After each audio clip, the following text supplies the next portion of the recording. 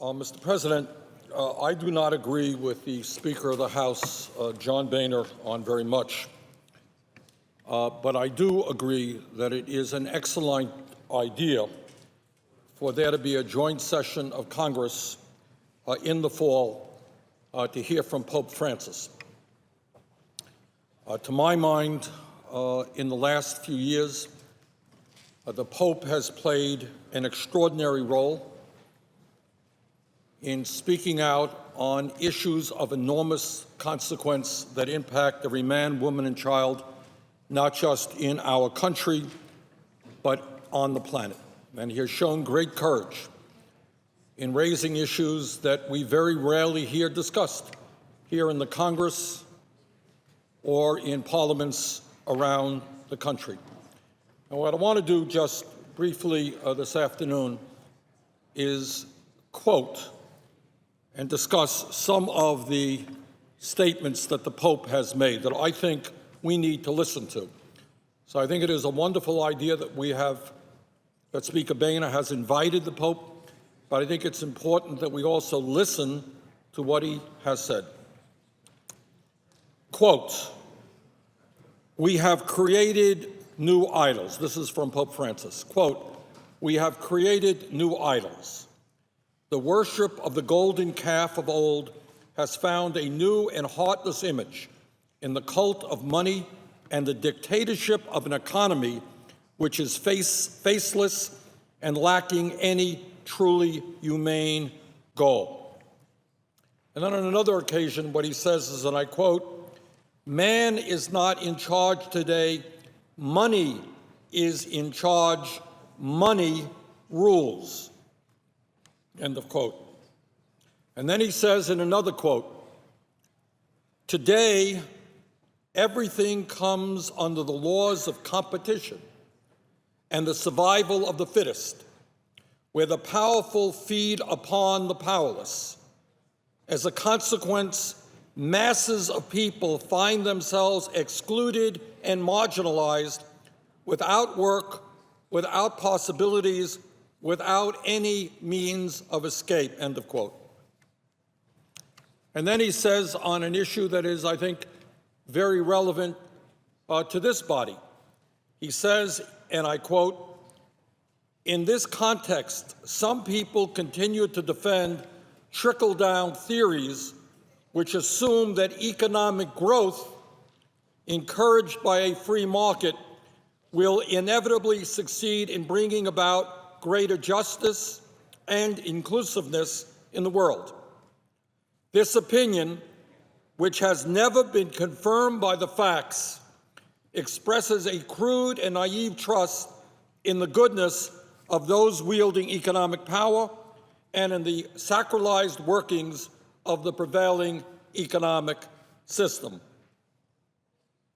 And then he talks in a sense about the media, and he says, and I quote, "These things become the norm.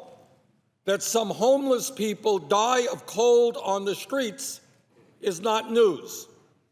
In contrast, a 10-point drop on the stock markets of some cities is a tragedy." In other words, when people die because they are poor and hungry and cold, that's not news. But a 10-point drop in the stock market becomes a tragedy. And then he says, and I quote, "We must say we want a just system, a system that enables everyone to get on. We must say we don't want this globalized economic system which does us so much harm." So here you have the leader of the Catholic Church raising profound issues about the state of the economy, certainly not just in the United States, but all over the world. And I don't want to paraphrase him, but my interpretation of what he is saying is that money cannot be an end in itself.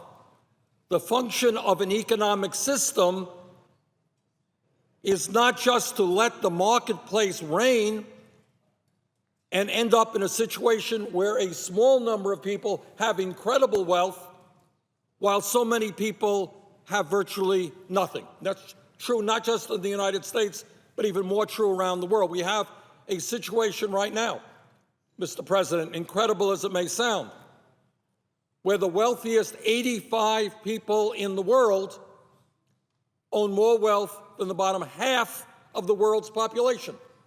85 phenomenally wealthy billionaires here, half of the world's population over here, over 3 billion people. Does anybody in the wildest stretch of their imagination think that this is anything close to a just world economic system?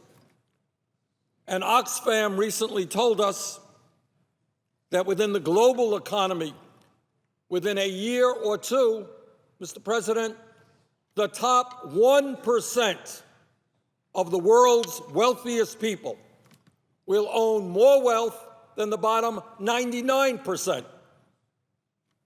What religion condones this type of economic disparity?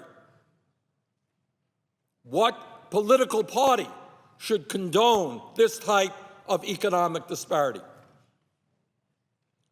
And what the Pope is essentially saying is we need to pay attention to those people who are hurting, not just the homeless, not just the hungry, but those people who are working longer hours for lower wages at exactly the same time when in this country we have seen a proliferation of millionaires and billionaires. Is that what our economy is supposed to be about?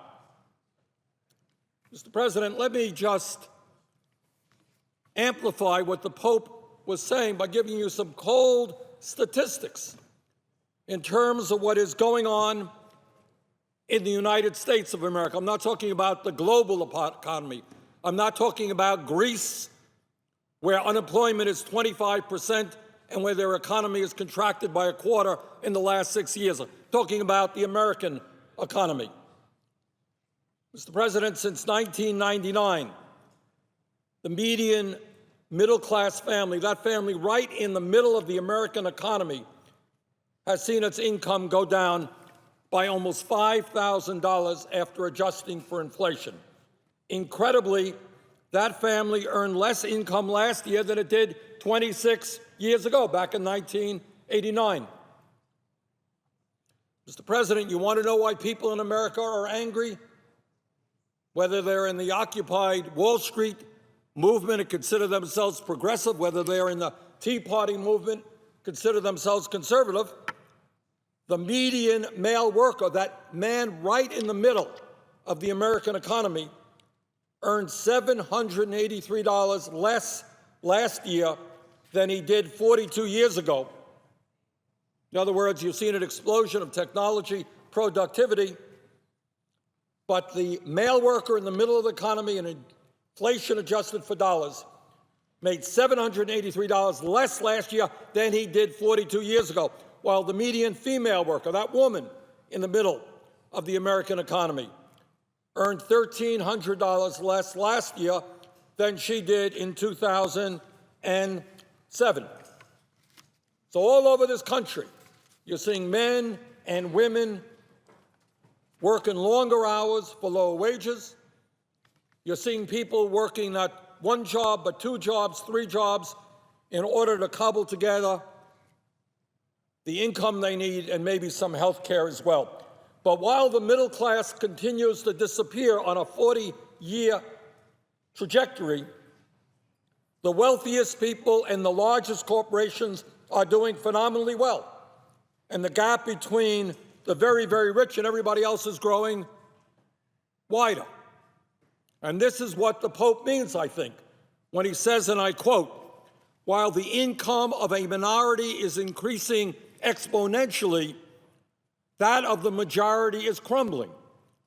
This imbalance results from ideologies which uphold the absolute autonomy of markets and financial speculation, and thus deny the right of control to states, which are themselves charged with providing for the common good." End of quote from Pope Francis. So what does he mean when he talks about the income of a minority increasing exponentially while the majority is crumbling? Well, let me give you some examples. I talked about male wages, female wages, median family income. But let me talk about what's going on among the top 1%. Today, the top 1% in America now own about 41% of the entire wealth of our country, while the bottom 60% own less than 2%. Let me repeat that. Top 1% owns over 40% of the wealth. The bottom 60% own less than 2%. Today, incredibly, the top 1/10 of 1% now own almost as much wealth as the bottom 90%.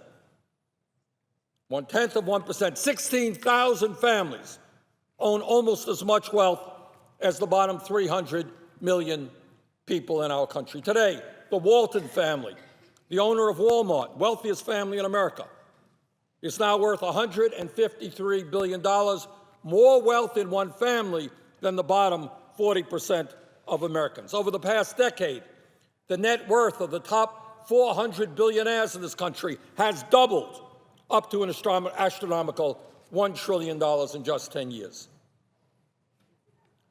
In terms of income, as opposed to wealth, almost all of the new income generated in recent years since the Wall Street crash has gone to the top 1%. In fact, the last information that we have indicates that over 99% of all new income generated in this country goes to the top 1%. The top 25 hedge fund managers on Wall Street made more than $24 billion in 2013, equivalent to the full salaries of more than 425,000 public school teachers. So what we are seeing in this country is growing income and wealth inequality. What we are seeing around the world is the same. And what troubles me very much, Mr. President, is that in the midst of a disappearing middle class, at a time when we have more people living in poverty today than at almost any time in recent history, I believe that my Republican colleagues on the Budget Committee will bring forth a budget in the next few years which will move us in exactly the wrong direction. When the rich get richer, their proposal will be, let's give more tax breaks to millionaires and billionaires.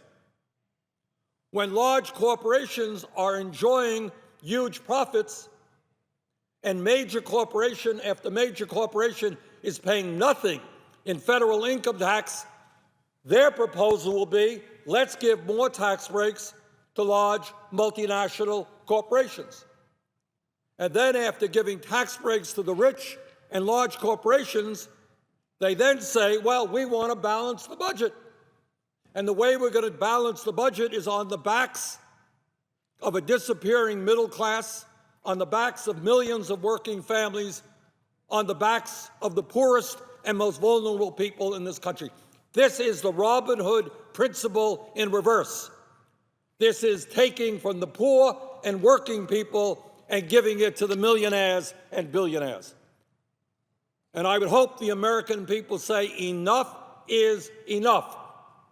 We don't need more tax breaks for the rich and large corporations. We don't need to cut Social Security, Medicare, Medicaid, education, nutrition programs for hungry people, Pell Grants so the kids can go to college. That is not what we should be doing. In fact, we should be moving in exactly the other direction.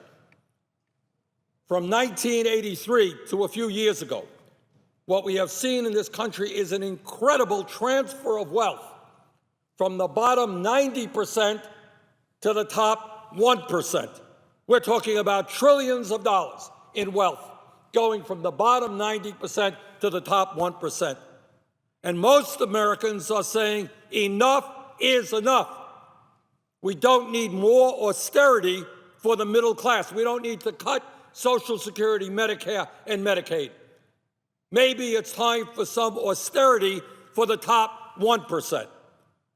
So, Mr. President, I hope that when we come together to discuss the budget, members of the Senate will listen to what Pope Francis has been talking about and give us a budget which works for the most vulnerable people in this country, which works for tens of millions of working families, and does not simply work for large campaign donors. And with that, Mr. President, I would yield the floor.